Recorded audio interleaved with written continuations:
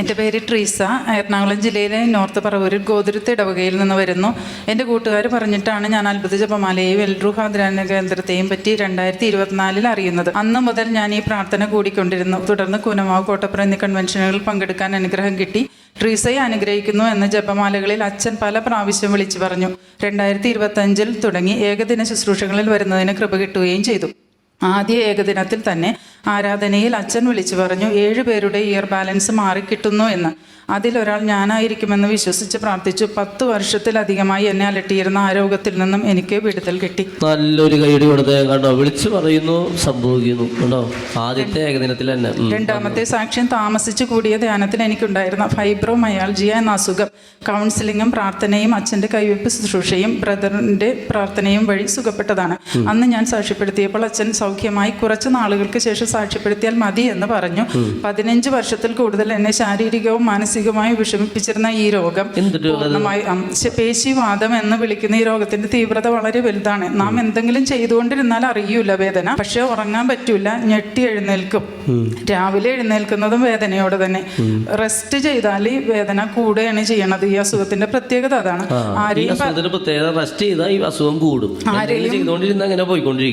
ആരെയും പറഞ്ഞ് മനസ്സിലാക്കാനും പറ്റൂല. മാനസികമായി തളർത്തുന്ന ഒരു രോഗം. മറ്റുള്ളവർക്ക് എന്തെങ്കിലും അടിയോ തട്ടലോ മുട്ടലോ ഒക്കെ കിട്ടിയാൽ അനുഭവപ്പെടുന്നതിന്റെ 4-5 ഇരട്ടി വേദനയാണ് ഈ രോഗികൾക്ക് തോന്നുക. അതായിരുന്നു ഇതിന്റെ മറ്റൊരു പ്രത്യേകത. പ്രായം കൂടുന്തോറും ഇതിന്റെ തീവ്രത കൂടിക്കൊണ്ടിരുന്നു. നെഞ്ചിലും പുറത്തും ഷോൾഡറിലും ഭയങ്കരമായ വേദനകൾ കൂടി. അഡ്മിറ്റ് ചെയ്ത് ഹാർട്ടിനെന്തോ ആണെന്ന് വരെ പരിശോധനകളൊക്കെ ചെയ്തു. തുടർച്ചയായ അത്ഭുതങ്ങളുടെ ജപമാലയും റാഫേൽ അച്ഛന്റെ കൈവയ്പ് പ്രാർത്ഥനയും ഇവിടത്തെ വെഞ്ചരിച്ച് ഉപ്പിട്ട വെള്ളം കൊണ്ട് കുളിക്കുകയും ചെയ്ത് ഇപ്പോൾ 5 മാസമായി ഇതിൽ നിന്ന് എനിക്ക് പൂർണ്ണമായ 15 വർഷമായ രോഗം അല്ലേ? 15 വർഷമായ രോഗത്തിന്റെ പ്രത്യേകത എന്ത് രോഗമാണിത്? റെസ്റ്റ് ചെയ്ത് കഴിഞ്ഞ് ഈ രോഗം കൂടുന്നു കണ്ടോ. പിന്നെ പ്രായം കൂടുന്നവർ ഈ രോഗം കൂടി വരുന്നു കണ്ടോ. ഈ രോഗമാണ് ഇവിടുന്ന് മാറി കിട്ടിയത്. ഞങ്ങളുടെ വീടിന് ചുറ്റും പുല്ലും കാട്, അതിൽ നിറയെ കുറെ ജീവികൾ, പഴുതാര, തേരട്ടൊച്ച്, ആഫ്രിക്കൻ ഒച്ച് വരെ എല്ലാം ഉണ്ടായിരുന്നു. വീടിന് ചുറ്റും വെഞ്ചരിച്ച കല്ലുപ്പ് ശക്തിയിൽ വിതറി വിശ്വാസ പ്രമാണം ചൊല്ലി പ്രാർത്ഥിച്ചതിന്റെ ഫലമായി അതൊന്നും ഇപ്പം കാണാനില്ല. പിന്നെ വീടിനുള്ളിൽ ചെതൽ വരികയും അതിനകത്ത് വെഞ്ചരിച്ച ഹന്നാൻ വെള്ളം തളിച്ചപ്പോൾ ഒരു സ്ഥലത്ത് അത് തളിച്ച ചിതൽപ്പുറ്റ് പെട്ടെന്ന് തന്നെ നിർവീര്യമാകുകയും മറ്റേത് പുറ്റുപോലെ വളരുകയും ചെയ്തു. അടുത്ത സാക്ഷ്യം, എൻ്റെ കൂട്ടുകാരി യുദ്ധസമയത്ത് കാനഡയിൽ പോകുന്ന വഴി ഗൾഫിൽ കുടുങ്ങി.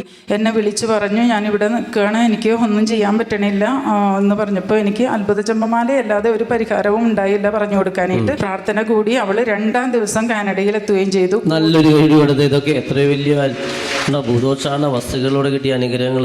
അത്ഭുത ജപമാലയെ പറ്റി ഇങ്ങനെ പറഞ്ഞു കൊടുക്കുക മറ്റുള്ളവർക്ക് കേട്ടോ. അവളുടെ കൂടെ ഉണ്ടായിരുന്ന മറ്റ് യാത്രക്കാർ ഒരാഴ്ച കഴിഞ്ഞിട്ട് അവിടെ നിന്ന് വിട്ടു പോന്നിട്ടില്ലായിരുന്നു. ഉറക്കവും വിശപ്പും നഷ്ടപ്പെട്ടിരുന്ന അവൾക്ക് ആദ്യ ജപമാലയിൽ തന്നെ സ്വസ്ഥമായി ഉറങ്ങാനുള്ള കൃപ ലഭിക്കുകയും ചെയ്തു. പിന്നീട് അവൾ പറയണത് ഞാൻ എത്ര ജപമാല കൂടിയെന്ന് എനിക്ക് അറിയില്ലെന്നാണ് പറഞ്ഞത്. ഈശോയ്ക്കും മാതാവിനും അന്തോണീസ് പുണ്യാനും ഒരുപാട് നന്ദി. സ്വർഗത്തിന്റെ ഈ പ്രാർത്ഥനകൾ ഞങ്ങൾക്ക് നൽകുന്ന റാഫേൽ അച്ഛനും ടീമിനും ഒരുപാട്.